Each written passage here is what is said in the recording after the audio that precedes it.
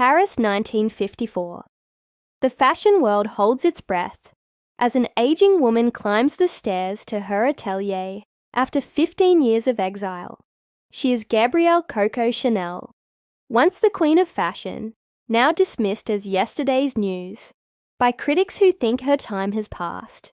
At 71, she faces hostile journalists and skeptical buyers who believe she can never recapture her former glory in fashion. But in the next few hours, she will unleash a comeback that will shake the fashion industry to its foundations once again.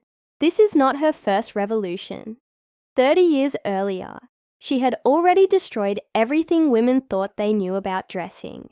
She turned fashion from torture into liberation, from decoration into power, and from feminine weakness into strength through sheer force of will. This is the story of the orphaned peasant girl who became the most powerful woman in fashion and changed how every woman dressed. Born Gabrielle Bonheur Chanel in 1883, she was the illegitimate daughter of a laundry woman and an absent street vendor father. When she was 11, she was sent to live in an orphanage in Aubezine after her mother's death. The nuns taught her to sew with needle-sharp precision, but more importantly, they taught her that survival required reinventing yourself completely. She moved to Moulins at age 18, and she lived in a convent while attending school. But convent life couldn't contain her ambitions, as she dreamed of escape from the suffocating world of provincial French respectability. She tried singing in local cabarets, where her performances of Coco Rico and Kike Vu Coco earned her the nickname that would define her. Born in Saumur, in the Loire Valley of France, Chanel survived an impoverished childhood and strict convent education.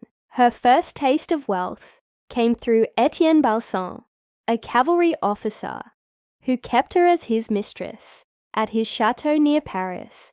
But she quickly realized that being a rich man's plaything offered comfort without power, luxury without independence, or respect from society. In 1908, Chanel began an affair with one of Balsan's friends, Captain Arthur Edward Boy Capel. Arthur P.S.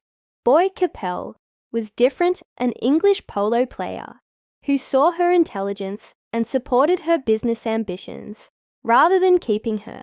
Her relationship with Arthur Boy Capel, a shipping merchant, led him to provide financial assistance to open her first shop in Paris in 1910.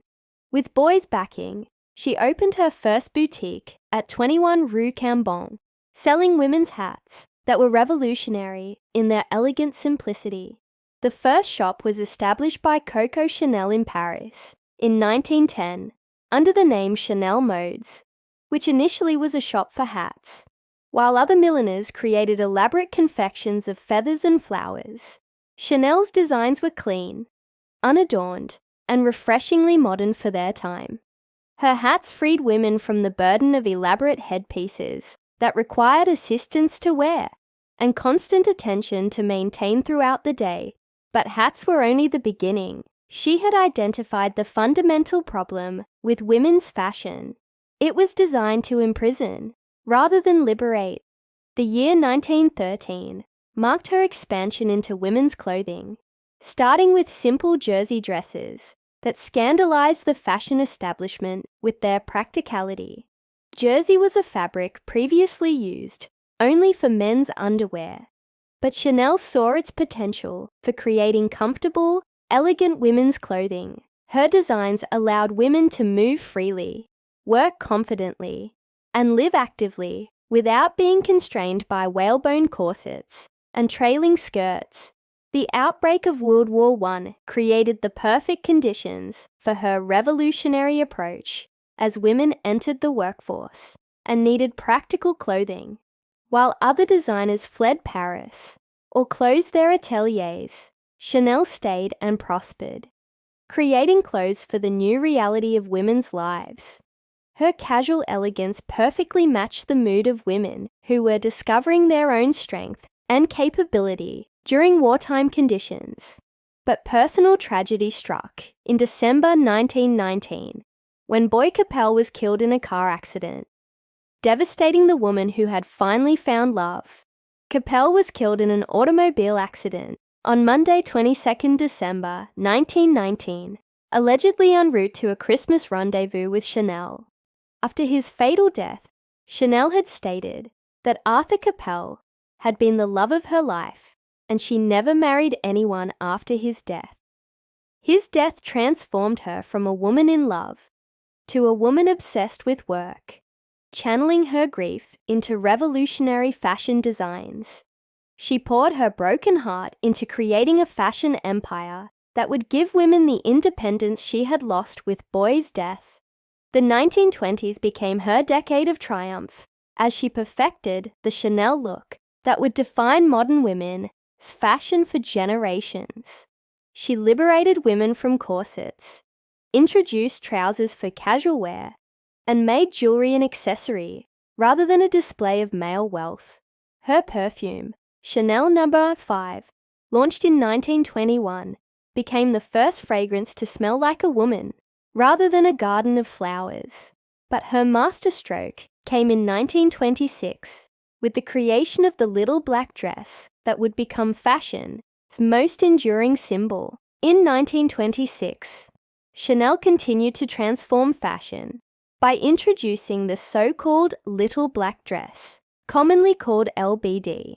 The little black dress made its debut, a chemise with long sleeves made of crêpe de chine with delicate pleats in a V shape.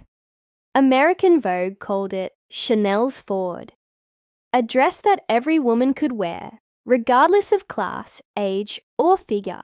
Her intention for her 1926 garment was that it should be available to the widest possible market, writes the BBC. Her creation revolutionized fashion. She took a color once associated with mourning and showed just how chic it could be for evening wear. The little black dress became the uniform of the modern woman, elegant, practical, appropriate for any occasion, and eternally chic. By the 1930s, Chanel employed over 4,000 workers and had become one of the wealthiest women in France through her fashion empire. The international economic depression of the 1930s had a negative impact on Chanel's company, but it was the outbreak of World War II that led her to close her business. The war years brought controversy as she lived at the Ritz Hotel with a German officer, leading to accusations of collaboration. Her relationship with Hans Gunther von Dinklage during the Nazi occupation of Paris damaged her reputation and forced her into Swiss exile. For 15 years, she lived in Switzerland, while younger designers like Christian Dior dominated fashion with their new look of feminine curves. Dior's designs represented everything Chanel hated: wasp waists, padded hips, and clothes that turned women back into decorative objects rather than active participants. But in 1954, at age 71, she decided to reclaim her throne and show the fashion world what real elegance looked like. Her comeback collection was initially dismissed by French critics as outdated, but American buyers and press recognized its genius immediately. The Chanel suit, boxy jacket, straight skirt, chain-weighted hem, became the uniform of powerful women worldwide, including Jackie Kennedy. She had proven that true style transcends trends, that comfort and elegance were not mutually exclusive, and that women's clothes should serve women. Her designs freed women from fashion's tyranny while giving them armor for conquering previously male-dominated worlds of business and politics. The quilted handbag with chain handles, launched in 1955, became as iconic as the little black dress, copied endlessly, but never equaled. She understood that accessories were weapons in the battle for respect, giving women practical tools disguised as luxury items for success. Her philosophy was simple but revolutionary. Luxury must be comfortable, or it is not luxury. Fashion fades, But style is eternal. She refused to retire, working until her death in 1971, at age 87, still climbing the stairs to her atelier every day. On January 10, 1971, she died in her suite at the Ritz Hotel, the same place where she had lived through scandal. Her funeral drew fashion royalty from around the world, all acknowledging the debt they owed to the woman who had liberated their industry. She left behind more than a fashion house. She had fundamentally changed how women saw themselves and how society saw women. The poor orphan girl who learned to sew in a convent had become the architect of modern femininity, showing women they could be comfortable. Her legacy was not just aesthetic, but political, proving that fashion could be a tool of liberation rather than oppression for women worldwide. Chanel had rewritten the rules of power dressing decades before the term was coined, understanding that confidence came from comfort rather than constraint. She taught women that elegance was a matter of being yourself authentically, rather than conforming to society expectations of feminine appearance. Her revolution was so complete that today it's impossible to imagine women's fashion without her contributions to comfort, practicality, and timeless style. The girl who had nothing became the woman who gave everything to other women.